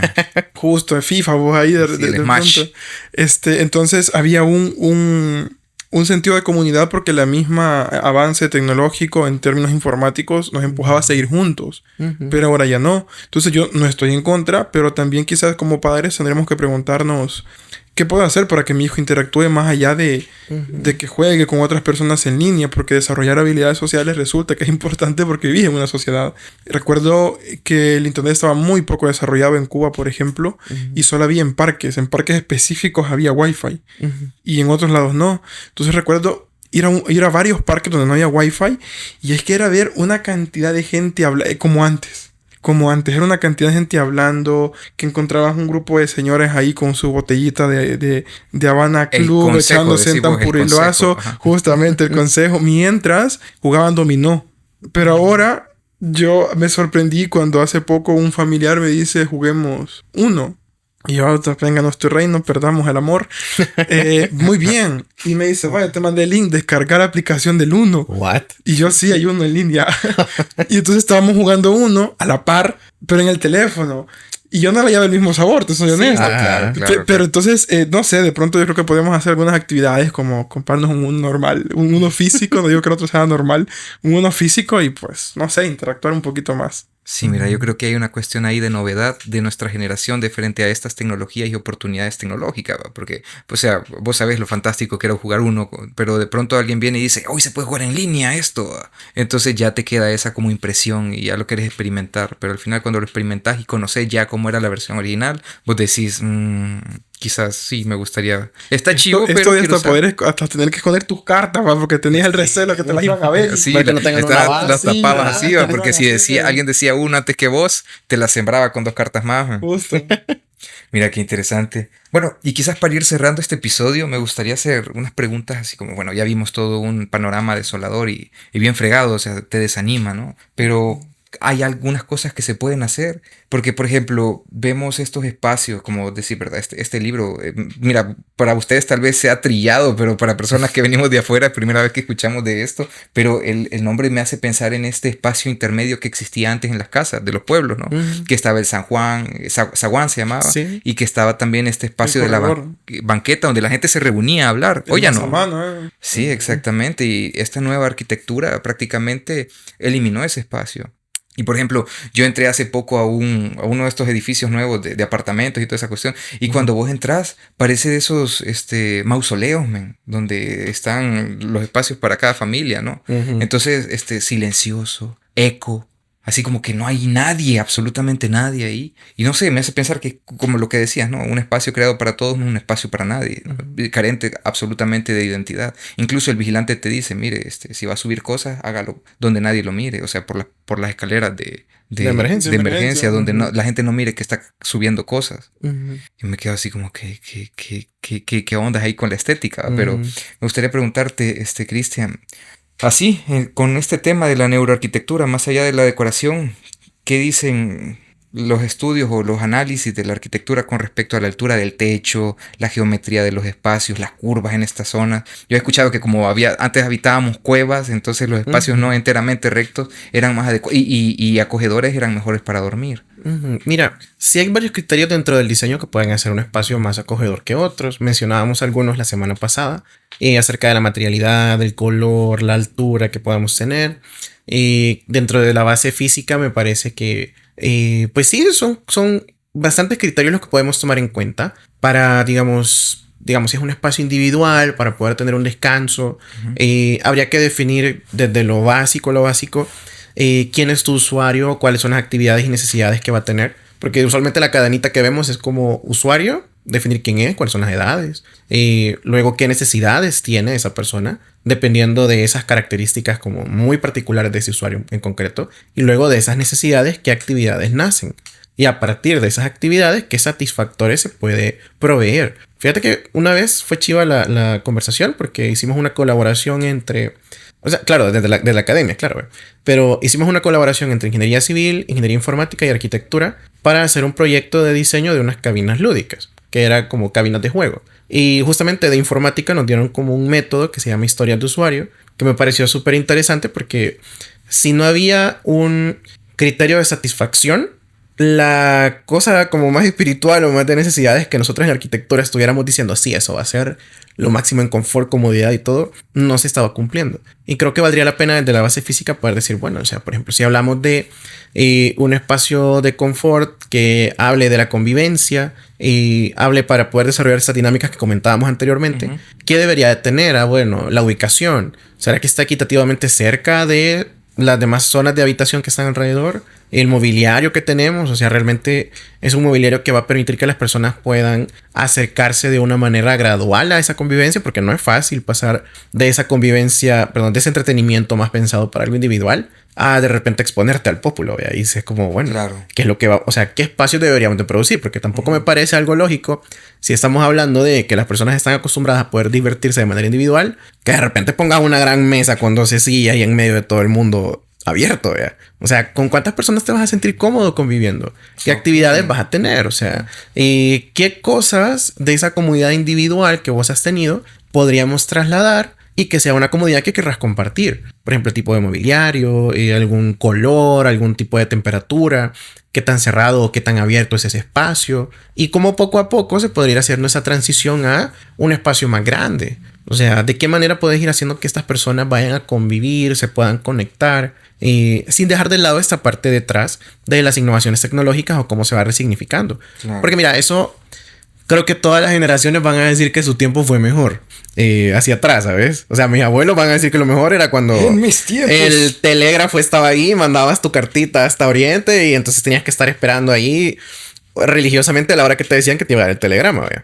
Que me parece válido porque forma parte de esa construcción tuya de qué es lo bonito de la ciudad. Pero, o sea, pasamos de la plaza donde ibas a escuchar la orquesta a tu casa donde escuchabas la radio. Cuando la radio dejó de ser lo nuevo, vino la tele. Cuando la tele dejó de ser lo nuevo, porque no todos lo podían tener, vienen los cines. Y cuando los cines ya no son así como lo más chivo, regresamos a esa pantalla que vos vas a tener adentro, pero tus DVDs, tus VHS y todo eso que vas teniendo. O sea, ¿de qué actualmente las personas que diseñamos el espacio deberíamos de prestar más atención? Porque tanto me parece válido como poder rescatar esos espacios de convivencia tradicionales que puedan requerir temas como un gran espacio abierto, las grandes ventanas, un techo alto para poder sentirse cómodo y que sea amplio, tanto como me parece válido poder escuchar a estas nuevas generaciones que están buscando su cueva, donde puedan estar ahí más protegidos, más privaditos, y es como, bueno, vamos a compartir con menos personas, pero ya no estás vos solo en tu cuarto. O sea, y que poco a poco, y esto me parece que es necesario entenderlo, aunque el arquitecto y la arquitecta seamos los que diseñemos, es que es imposible ya a este punto, considero, seguir planteando el diseño urbano y el diseño de la ciudad, y que de hecho no se hace así. O sea, creo que esa es una concepción que deberíamos irnos quitando de la cabeza un poquito. me parece genial que nos hayas traído aquí a un arquitecto y a un psicólogo para hablar de estos temas. Porque es que dentro del espacio no solamente van los bloques, ni el color, ni estas formas, sino de poder comprender, bueno, la psicología de las personas que van a habitar este espacio. Y un antropólogo aquí estaría súper genial para poder ver, bueno, y cómo se han ido desarrollando estas cosas. O sea, creo que vale la pena que, ya que estamos sobrepoblados y que somos un montón, y que de repente hay un montón de profesionales que saben de diferentes áreas y que están investigando algunas cosas, que desde ese lado se comience a hacer ese cruce de información y sea como, hey, mira, fíjate que esto ya no funciona por eso y por esto. Pero yo probablemente en la teoría de la escuela de arquitectura, de la modernidad y todo esto atrás, diga, no, pero sí funciona. Pero quizás en los 50 funcionó. En los 50 de Estados Unidos. Pero ya cuando vengamos acá, a nuestro 2025, quizás hayan cosas que no estén funcionando de la misma manera. Y puede ser para todos los lados, pues. Y también darle espacio y voz a todos los usuarios, porque me parece bastante excluyente el decir, solo si tienes un título de arquitectura vas a poder decir cómo se diseña este espacio. Viejo, eso es falso. O sea, todas las personas que habitan un espacio saben cómo les gusta habitar su espacio. Total. O al menos van a saber cómo no les gusta estar ahí. Sí, correcto, fíjate, y creo que es una de las cosas más interesantes al final, ¿no? O sea, todos tenemos que tener voz a la hora de poder decir, este espacio lo voy a habitar, me gustaría que este espacio tuviera por lo menos esto, ¿no? Sí. Me gustan estos colores, ¿verdad? De pronto a la gente le gusta el verde menta para la pintura de su casa, pues, pero... Yo sé que eso te dolió, pero tiene derecho por lo menos a decir me gusta ese color, ¿verdad? Sí, por supuesto. Aunque alguien, y fíjate que eso me parece trágico, que la gente se dedique a estar criticando estos colores, a burlarse de la casa de otras personas. Bien, pero es que eso es súper, o sea, si podés criticar, me imputa proponer. O sea, ¿qué te sirve? ¿Por qué te sirve? ¿Por qué no te gusta? O sea, creo que tanto nos incomoda el estar separados, como nos va a incomodar el llegar a ese punto de estar un poquito más juntos, pues. Claro. O sea, no es ni siquiera estar juntos, fíjate, sino de que ya realmente, ya no solamente sea estar revuelto, sino que si hay una idea de, bueno, nos acompañamos un poquito más. Sí, correcto, eso de saber de que no estamos aislados aquí en nuestra casa. Y bueno, mira, me gustaría preguntarte, Eduardo, a ti, ¿verdad? Porque, o sea, por el lado psicológico, ¿no? Muchas veces uno dice, no, es mi desorden, yo sé cómo funciona, yo sé dónde están las cosas, ¿no? Pero, ¿qué tanto efecto tiene esto del orden y el caos mental? ¿Cómo se refleja en espacios físicos que nosotros habitamos? Porque para algunos, por ejemplo, me estresa cómo está mi cuarto, y de pronto la gente tú empiezas a arreglarlo, a ordenarlo, y de pronto sientes que estás un poquito más en calma. La pregunta aquí, para hacerlo más puntual, ¿verdad? Mi espacio que yo habito y al cual yo, digamos, que tengo oportunidad de terminarlo, manifiesta, digamos, que problemas o situaciones emocionales que yo tengo en el desorden. Más que todo es historia de aprendizaje. Okay. Si vos venís de una familia donde te enseñan como que todo tiene que estar pulcro, limpio, y había como mucho castigo en torno a la conducta de ser desordenado, de desatender tu cuarto, de no mantener, qué sé yo, el suelo reluciente, vos vas a llegar a otro espacio y si no cumple con esas características de las que vos venís, pues te vas a sentir mal y te va a desesperar. Y si venís a otro espacio donde, pues sí, tal vez de pronto no había como tanta orientación, tanto orden, las condiciones de higiene tampoco dependían mucho de vos, sino que de otras personas, no te va a molestar que las condiciones de higiene no se compartan tal cual como vos las considerás. Eso es más una historia de aprendizaje. Okay. Lo que tendríamos que ver es bajo qué contexto se están dando esos desórdenes. Porque si vemos una persona que siempre ha sido como muy ordenada, o no muy ordenada, digamos, que trata dentro de manera de lo posible tener un orden, no puede limpiar todos los días, pero sí 1 o 2 veces a la semana y tal. Pero si ha ocurrido algo dentro de su contexto en este momento y casualmente ahora ya no limpia su cuarto, ahora quiere pasar todo el tiempo dormido, ahora ya no lava su ropa tan seguido, pues ahí sí sería de preguntarnos, ¿verdad? Si estas conductas están atendiendo a un evento situacional específico en ese momento de su vida o si no, ¿verdad? Entonces, esto no es que refleje algún problema que vos tengas, sino que más que todo refleja tu historia de aprendizaje. Ok, interesante eso, fíjate, porque uno siempre tiene la idea de cuando va a espacios de otras personas, de pronto ve desorden y todo esto y dice, este man es un psicópata, me va a matar. O sea, por el estilo. Bueno, para ir cerrando este episodio, quizás solo dos preguntas que me gustaría hacer brevemente. Cristian, decime, para vos, ¿cómo te imaginas una vivienda mínima saludable para habitar?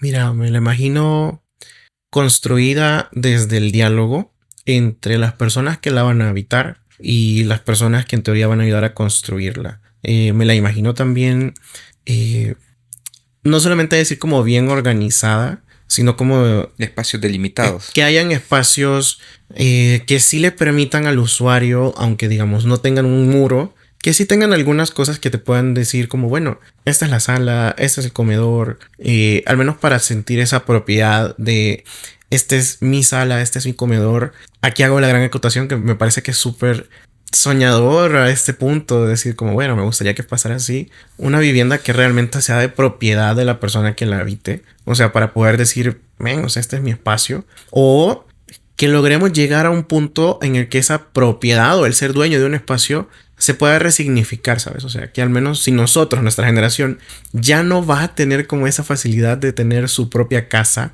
que podamos encontrar un espacio que sea nuestra casa, por ejemplo, con amigos o con otras partes de nuestras familias, que regresando a lo que hablábamos al principio, pues ya habían casas antes que eran como expansiones de tu familia y no era algo malo. Creo que me lo imagino así, como tanto tuya en el espacio que va a ser tu cuarto, tu cocina, tu terreno, pero también que ese tuyo pueda partir de algo que digamos, lo mío es mío, pero porque también es de alguien más. O sea, que lo puedo compartir. Una vivienda que realmente pueda ser cuidada por estos ojos de la calle, en la que no necesariamente tengamos que estar detrás de un muro grueso para poder sentirnos seguros, sino que nos sentamos seguros porque dentro de mi zona, de mi colonia, hay personas que me conocen, hay personas con las que yo he compartido y que podamos tener la apertura de, si vienen pues personas que son ajenas a esa dinámica, que podamos incorporarlas. O sea, creo que si esta parte, ese aspecto más social de la arquitectura se llega a abordar de una manera más activa, ahí la vivienda puede ir llegando a ser un poco mejor. Ok. Bueno, y Eduardo, para terminar este episodio me gustaría preguntarte, así como ideas finales sobre la reflexión de que el bienestar emocional comienza en la vivienda. Definitivamente, el bienestar psicológico comienza en casa. Es un espacio que debería de brindarte seguridad, que debería de brindarte un lugar donde puedes expresarte, que debería de brindarte las posibilidades de desarrollar actividades que son totalmente normales y cotidianas sin mayores problemas. Así que creo que es totalmente difícil si seguimos viendo la vivienda como un bien. O sea, para poder mejorar un poquito eso, tendríamos que empezar a ver la vivienda como un derecho al que todos tendríamos que tener acceso. Porque si solamente tienen acceso ese 28% que pueden ganarse, entonces no es un derecho, es un privilegio. Porque no todos tenemos acceso entonces a eso. Cabrón. Y mientras no tengamos la posibilidad de tener un lugar, un espacio físico donde yo pueda llegar en el peor de mis días o por más cansado que esté, yo lo único que quiero es llegar a mi casa, pues lo vamos a empezar mal. Porque si ese es el lugar que te brinda seguridad, donde puedes expresarte y donde puedes descansar, si no tenés eso, si no tenés ni siquiera donde resguardarte del sol o del agua, híjole, todo lo que viene a continuación se va a poner mucho más difícil. Así que espero de verdad que algún día lleguemos a comprender que la vivienda no tiene que ser un lujo, tiene que ser un derecho al que todos podamos acceder. Ok, y sabes, fíjate que sí, como derechos en diferentes niveles, ¿no?